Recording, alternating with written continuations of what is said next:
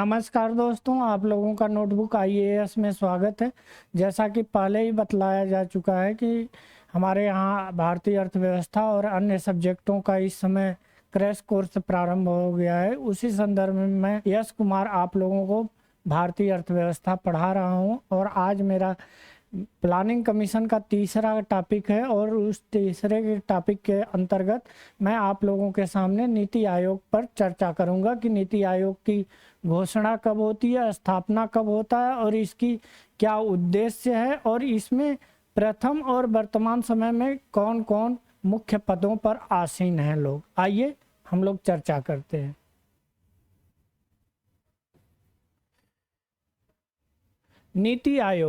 नीति आयोग की स्थापना जो हुई थी यह 1 जनवरी 2015 को हुई थी और इसका तात्पर्य मेन था ट्रांसफार्मिंग इंडिया। और इसकी घोषणा वर्तमान जो प्रधानमंत्री हैं श्री नरेंद्र मोदी, इन्हीं के द्वारा 15 अगस्त 2015 को की गई थी। इसकी घोषणा जो प्रधानमंत्री मोदी द्वारा 15 अगस्त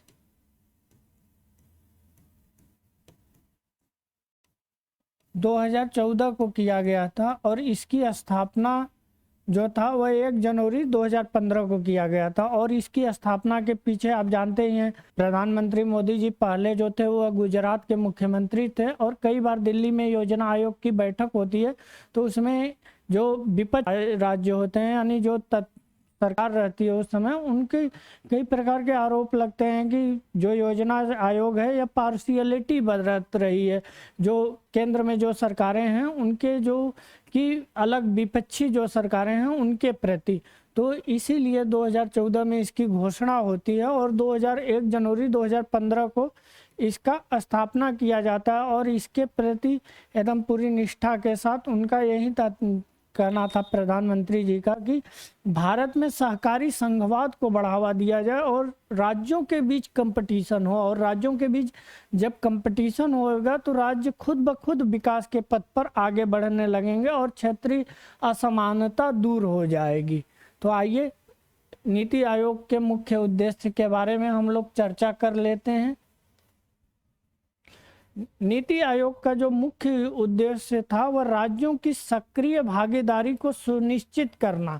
राज्यों की जो योजना आयोग में पहले राज्य एक उस नज़रिए से देखते थे कि राजनीतिक पृष्ठभूमि उसके नज़रिए से, वहाँ पर यहाँ पर सक्रिय भागीदारी को बढ़ावा देना कि आप आइए और इसमें डिस्कशन कीजिए, भाग लीजिए और जो योजना जो नीतियां हैं वह नीतियां बनेंगी और उसी नीतियों पर अमल किया जाएगा और राज्यों के साथ पार्शियलिटी नहीं बरती जाएगी।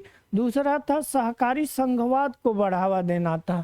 संघवाद यानी कि राज्यों के बीच में आपस में कोऑपरेट करके कोई चीज़ आगे समाधान निकाला जाएगा और गाँव के स्तर पर विश्वसनीय योजनाओं के संबंध में एक प्रभावशाली प्रणाली को विकसित किया जाएगा। आइए हम लोग आगे देख लेते हैं।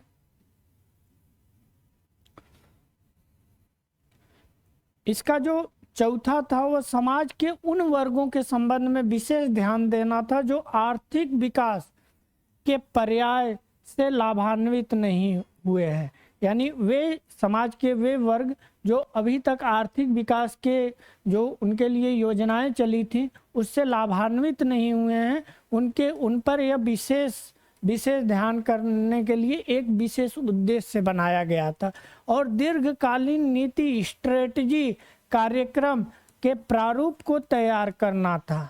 हमारी जो भी स्ट्रेटजी होनी चाहिए वह दीर्घकालीन होनी चाहिए, न कि अल्पकालीन होनी चाहिए, और अल्पकालीन नीतियां ही आगे जाकर दीर्घकाल में वह चेंज होती हैं। अगला जो है वह ज्ञान, नव प्रवर्तन, इनोवेशन, उद्यमी सहभागी प्रणाली को विकसित करना था। अंतर क्षेत्रीय अंतर विभागीय मुद्दों के समाधान के लिए प्लेटफार्म तैयार करना था।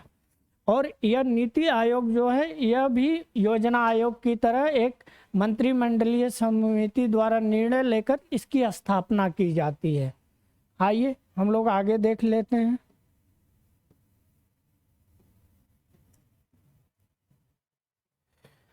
नीति आयोग की संरचना, इसका स्ट्रक्चर कैसा है। नीति आयोग में जो प्रधानमंत्री होंगे वह अध्यक्ष होंगे, उनका जो पद होगा वह पद ही अध्यक्ष के समान होगा, यानी योजना आयोग में भी यही था, पदेन अध्यक्ष होते थे।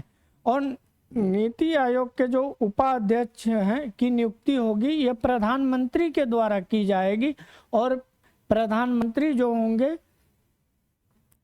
जो यह उपाध्यक्ष होंगे यह कैबिनेट मंत्री के बराबर होंगे, इनकी जो दर्जा होगी वह कैबिनेट मंत्री के बराबर होगी। और नीति आयोग का कोई अस्थाई चेयरमैन नहीं होगा। चेयरमैन का मतलब यहाँ पर वह अध्यक्ष नहीं होगा, जबकि प्रधानमंत्री ऑलरेडी अध्यक्ष के पद पर हैं, तो अध्यक्ष कोई नहीं होगा, प्रधानमंत्री ही इसमें अध्यक्ष होंगे। आइए हम लोग आगे चर्चा कर लेते हैं। नीति आयोग के 5 सदस्य होंगे, जिसमें से 3 पूर्णकालिक होंगे, पूर्णकालिक और 2 अंशकालिक होंगे, और यह इनकी नियुक्ति जो होगी वह भारत सरकार द्वारा की जाएगी, और इसमें सरकार की महत्वपूर्ण भूमिका होगी। और यह उस क्षेत्रों से आएंगे जैसे विश्वविद्यालय के प्रोफेसर हो गए जो विशेषज्ञ हैं, जैसे आर्थिक के मामले में जो विशेषज्ञ हैं या जो मेडिकल से विशेषज्ञ हैं, उनको इसमें शामिल किया जाएगा, जो नीति बनाने में सरकार में महत्वपूर्ण भूमिका निभा सकें। और 4 केंद्रीय मंत्री इसके पदेन सदस्य होंगे, उनका पद जो होगा वह सदस्य के इक्वल होगा, बराबर होगा। इस तरह यदि हम सदस्यों की कुल संख्या देख लें तो ऊपर 5 है और नीचे 4, यानी टोटल 9 सदस्य इसमें होंगे। कुल सदस्यों की संख्या जो होगी वह 9 होगी। आइए हम लोग आगे देख लेते हैं कि इसमें सबसे महत्वपूर्ण जो कुछ महत्वपूर्ण तथ्य जो हैं, जो कि हमेशा परीक्षाओं में पूछ देता है।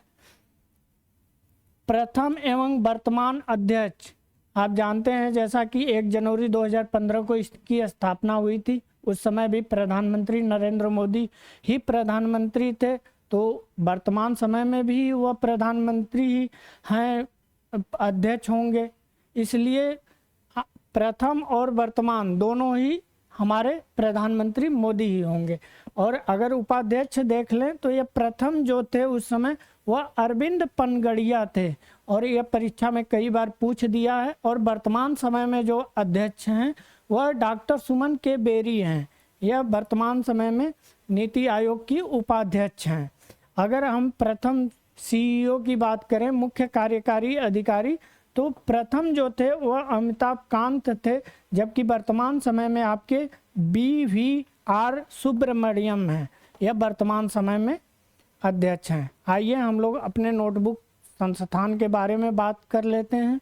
आप गूगल प्ले स्टोर पर जाइए और वहां जाकर notebook IAS white media education for all type कीजिए, और टाइप करने के बाद यह ऐप डाउनलोड कीजिए और उसके ओपन करेंगे, लॉगिन करेंगे, किनारे पर ऐसा डॉट 3 दिखाई देगा, उस डॉट में जाकर आप BPSC UPROARO और UPSC MPPCS इन सभी परीक्षाओं का हम लोग टेस्ट सीरीज बेहद ही कम कीमत पर लॉन्च किए हैं, जिसको आप देकर अपने परीक्षा में वांछित लाभ आप हासिल कर सकते हैं। और पूरा भरोसा है कि आप अगर हमारे टेस्ट सीरीज को ज्वाइन करते हैं तो आप ROARO और बिहार BPSC जो कि PT 30 सितंबर 2024 का डेट अनाउंस हो गया है, तो उस परीक्षा में आप वांछित सफलता हासिल कर सकते हैं। अगर आपको कोई भी दिक्कत आ रही है टेक्निकल, तो आप इस नंबर पर दिए गए और यह नंबर पर आप 24 घंटे और 7 दिन आप कभी भी कॉल करेंगे, इस नंबर पर आपका पूरा निदान होगा। धन्यवाद।